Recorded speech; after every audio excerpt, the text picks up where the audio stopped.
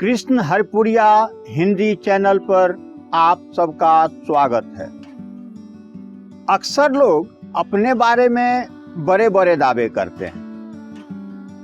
अपने बारे में बड़े बड़े दावे करना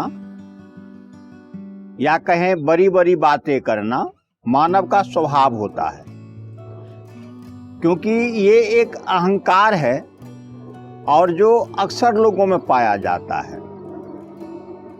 उसी दावे में एक दावा लोगों से करते हुए अक्सर आप सुने होंगे, मैं सर तो कटा सकता हूं लेकिन किसी के सामने सर नहीं झुका सकता। वास्तव में ये एक हिंदी सिनेमा का गाना है जो देशभक्त की भाव लिए गाया गया है।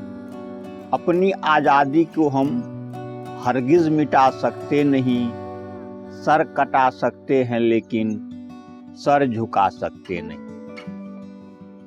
यहाँ कुर्बानी की बात है। देश के लिए सर कटाना मतलब कुर्बानी देना। ये लाइन लिखी गई थी देशभक्त के भाव में। यहाँ सर झुकाने का मतलब है देश की मर्यादा या प्रतिष्ठा का हनन होना, जो कि एक देशभक्त व्यक्ति कभी नहीं चाहेगा। भाव ये है कि देश की आन बान और शान में अपनी गर्दन चली भी जाए तो कोई गम नहीं, लेकिन पीछे नहीं हटेंगे। आजकल बहुत से लोग इस पंक्ति को व्यक्तिगत पुरुषार्थ दिखाने के लिए प्रयोग करने लगे और सड़क हो या भीड़ भरा बाजार, इस लाइन को बोलकर अपनी मर्दानगी दिखाने लगे। अब हम इस पर चर्चा करेंगे कि व्यक्तिगत पुरुषार्थ दिखाने के लिए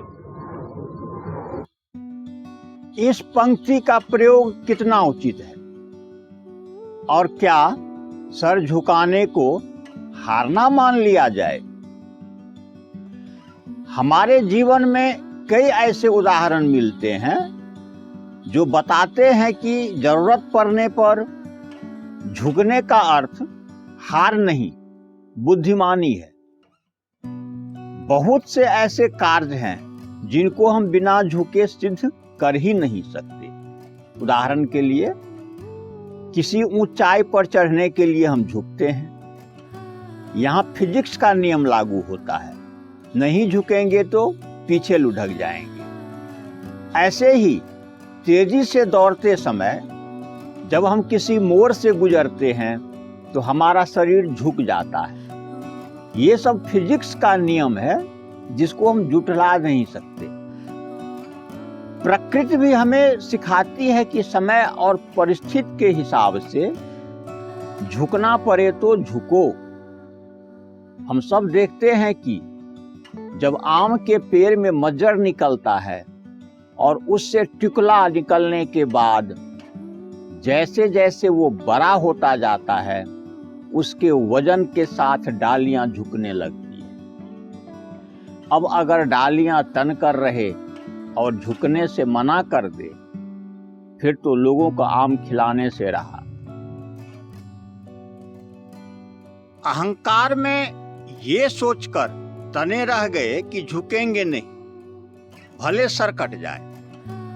अब एक बार अगर सर कट गया फिर तो करने के लिए कुछ रह ही नहीं गया। जब आप खुद जिंदा नहीं रहोगे तो करोगे क्या। परिस्थिति के हिसाब से बड़े बड़े वीरों को झुकते हुए देखा गया। इस मामले में रामायण का एक प्रसंग हनुमान जी का आता है।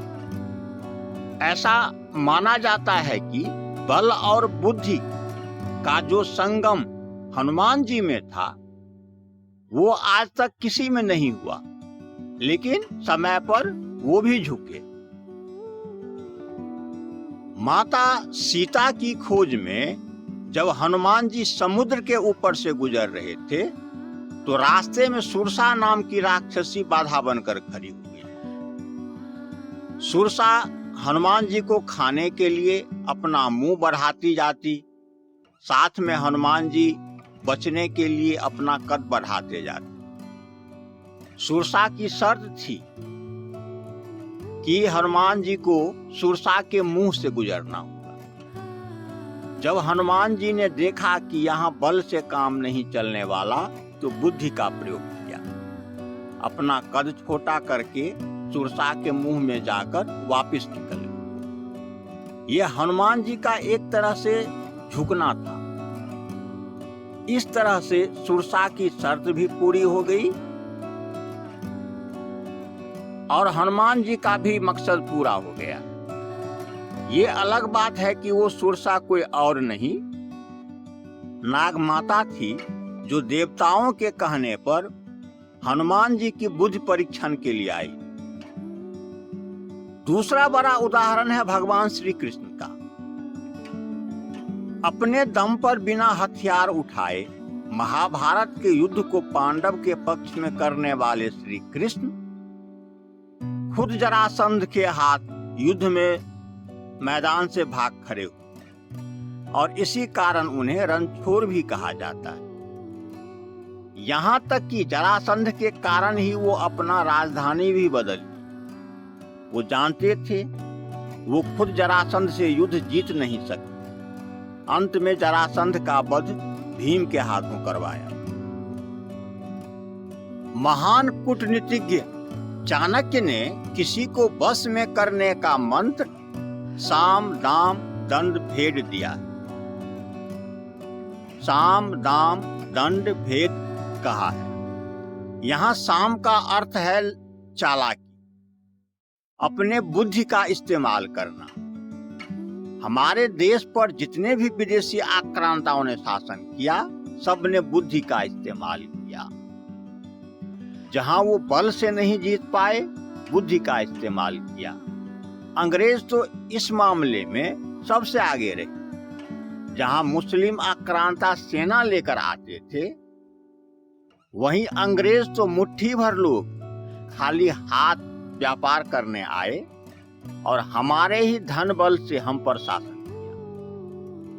जैसे जैसे वो सुदृढ़ होते गए, उनके शासन का दायरा बढ़ता गया। हमारे ही आदमियों को लेकर सेना खड़ा किया। जहां जरूरत हुई बल का प्रयोग किया। जहां समझ गए बल से नहीं काम चलेगा, वहां लालच दिया।